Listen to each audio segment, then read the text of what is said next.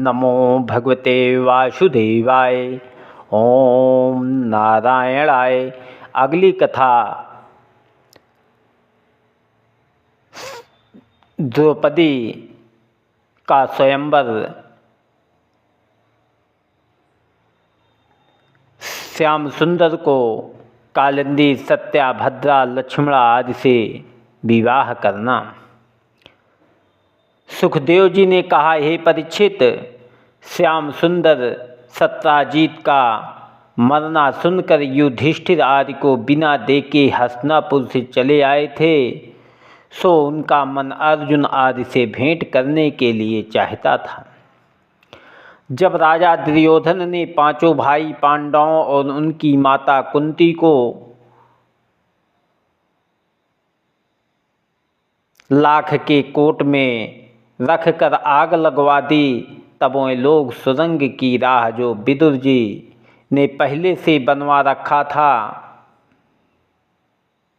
बाहर निकल आए और सन्यासी भेष में अपने को छिपाकर कहीं रहने लगे।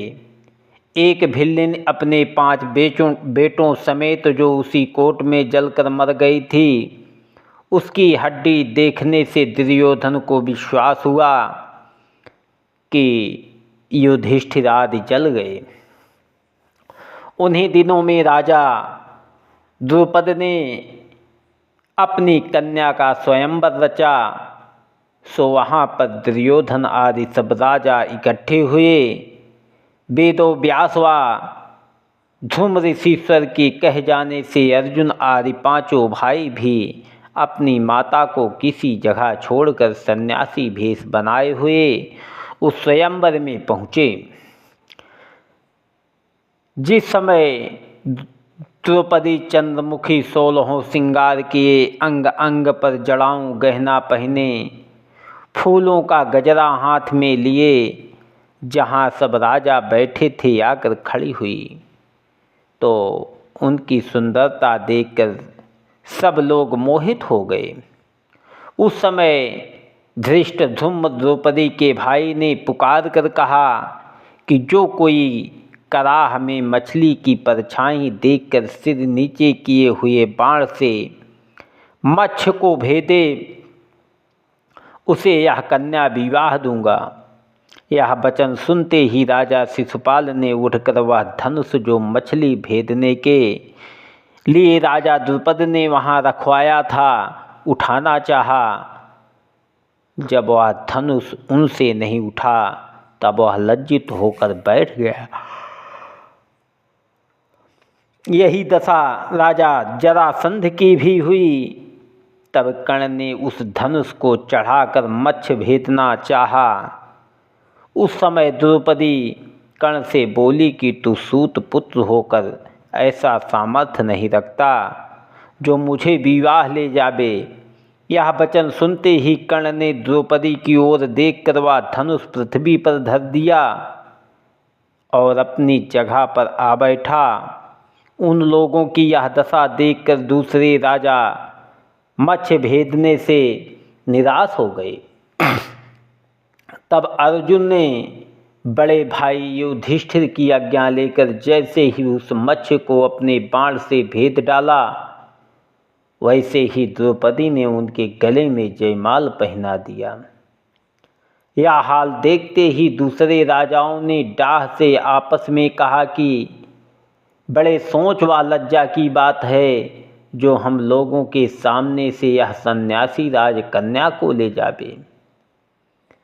जब ऐसा विचार कर मूर्ख राजाओं ने अर्जुन का सामना किया, तब पांचों भाई पांडव उन्हें युद्ध में जीतकर द्रौपदी को अपनी माता के पास ले आए।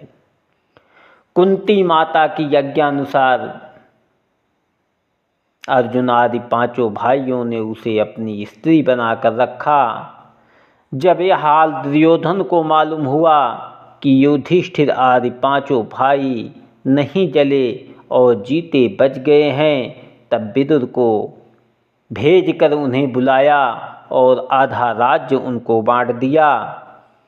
जब युधिष्ठिर आदि पांचों भाइयों ने आधा राज्य पाया, तब वो हस्तिनापुर में निकट इंद्रप्रस्थ नाम का एक नगर बसाकर आनंद पूर्वक राज्य करने लगे और अनेक राजाओं को जीतकर अपने बस में कर लिया। यह समाचार पाते ही मोहन प्यारे कई यदुवंशियों को साथ लेकर इंद्रप्रस्थ को गए।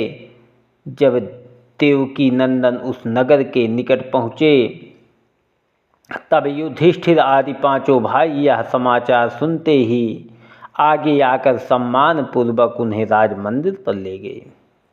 श्री कृष्ण ने कुंती के पास जाकर उनके चरणों पर सिर रख दिया। कुंती ने श्याम सुंदर को गोद में बैठाकर बहुत प्यार किया। जब द्रौपदी कुंती की आज्ञानुसार घूंघट काढ़े हुए हरिचरणों पर गिर पड़ी तब मुरली मनोहर ने उनके सिर पर हाथ रखकर उसे आशीष दिया। फिर कुंती ने श्याम सुंदर को जड़ाऊ चौकी पर बैठाकर प्रशंसा से उनकी आरती की और 36 प्रकार के व्यंजन बनाकर उन्हें खिलाया। कुंती ने वसुदेव, सूर्यसेन व बलराम जी आदि की कुशल पूछकर उनसे कहा कि महाराज, तुम्हारी कृपा का मैं कहाँ तक वर्णन करूं। पहले अक्रूर को मेरी सुधि लेने के लिए भेजा था और दूसरी बेर तुम स्वयं आए। जब तुम प्यारे प्रीति करी पठयो श्री अक्रूर, तब ही मन धीरज भयो गयो कष्ट सब दूर। हे दीनानाथ, उसी दिन से मैंने जाना कि आप मेरे सहायक हैं। जब आप त्रिलोकीनाथ मेरी रक्षा करने वाले हैं तो मैं किसी का डर नहीं रखती। मुझे इस बात का विश्वास है कि जो कोई तुम्हारी शरण में आया उसे कुछ दुख नहीं होता। जिस तरह तुम अपने भक्तों व तीनों लोकों का दुख छुड़ा देते हो, उसी तरह मेरे बेटों को भी अपने शरणागत जानकर उनकी रक्षा करो। जब जब विपत्ति परी हरि भारी, तब तब रक्षा करी हमारी। अहो कृष्ण तुम पर दुख हरणा, पांचों भाई तुम्हारी शरणा। जिस तरह हरिण अपने झुंड से बिलग होकर भेड़ियों का डर रखती है, उसी तरह मेरे पांचों पुत्र दुर्योधन आदि से अपने प्राण का भय रखते हैं। जब कुंती यह कह चुकी तब युधिष्ठिर ने श्याम सुंदर के आगे हाथ जोड़कर विनय किया। हे त्रिलोकीनाथ, मैं जानता हूँ कि पिछले जन्म कोई शुभ कर्म मुझसे हुआ था, जिसके प्रताप से तुम्हारे चरण, जिनका दर्शन ब्रह्मादिक देवता को जल्दी ध्यान में नहीं मिलता, सो मेरे घर आए। जिन चरणन की रेणु सो मम घर भयो पुनीत। कहीं मुख सो वर्णन करूं माखन प्रभु सो नीति। हे महाप्रभु, हम लोग अनाथ हैं, तुम्हारी कृपा के सिवा दूसरे का भरोसा नहीं रखते। मुझे ऐसी सामर्थ्य नहीं है जो आप वैकुंठनाथ की स्तुति वर्णन कर सकूं। जिस तरह आपने मुझको अपना दास जानकर दया करके यहाँ आने की कृपा की, उसी तरह 4 महीने बरसात भर यहाँ रहकर अपने दासों को सुख दीजिए। कुंती व युधिष्ठिर का यह दीन वचन सुनकर वृंदावन बिहारी भक्त हितकारी ने उनको बहुत धैर्य दिया और 4 महीने वहाँ रहकर प्रतिदिन नए नए सुख उन्हें देने लगे। एक दिन श्याम सुंदर व अर्जुन राजा युधिष्ठिर से आज्ञा लेकर रथ पर बैठकर वन में यहेर खेलने गए। सो अर्जुन ने कई शेर, चीता, भालू, सूकर, हरिणी, साबर, रीछ आदि का शिकार मारा और हरिण व साबर का मांस राज मंदिर पर भेज दिया। जब बहुत परिश्रम करने से मुरली मनोहर व अर्जुन को प्यास मालूम हुई, तब दोनों ने यमुना के किनारे जाकर पानी पिया और वृक्ष की छाया में सो गए। श्री यमुना शोभित महा जामे उठत तरंग, शीतल पवन बहे सदा फूले कमल सुरंग। जब अर्जुन थोड़ी देर सोकर टहलता हुआ यमुना के किनारे गया, तब उसने क्या देखा कि यमुना जल में सुनहला जड़ाऊ मंदिर बना है और उसमें एक कन्या महासुंदरी बैठी है, तब करती है। यह चरित्र देखते ही अर्जुन ने उस कन्या से पूछा कि तुम किसकी बेटी हो, तुम्हारा नाम क्या है, यह किस कारण बैठी तप करती हो।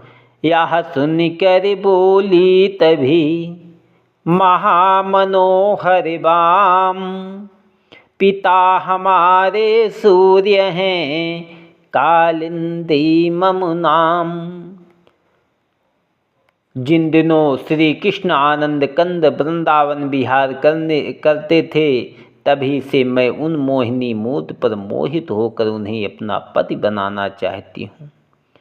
मैंने मनसा वाचा कर्मणा यह प्रण किया है कि वैकुंठ नाथ के सिवा दूसरे से विवाह नहीं करूँगी। सूर्य देवता से मेरी इच्छा जानकर यहाँ मंदिर रहने के लिए बनवा दिया, सो आपने पिता की आज्ञानुसार दिन रात यहाँ रहकर हरिचरणों का ध्यान व स्मरण करती हूँ। पर मैंने सुना है कि श्याम सुंदर पर अनेक महासुंदरी स्त्रियां मोहित होकर आठों पहर उनकी सेवा में रहती हैं, इसलिए मुझ गरीब बिचारी का उनके पास द्वारका में पहुँचना बहुत कठिन है। कदाचित तुम्हें दयालु होकर अपना दर्शन दे तो मेरी कामना पूर्ण हो सकती है। वै सब के मन गति जानई, दासन की बिनती निज मानई। जब लो नहीं पूजई मम आशा, तब लो जल में करहूँ निवासा। ओम नमो भगवते वासुदेवाय। ओम नारायणाय नमः।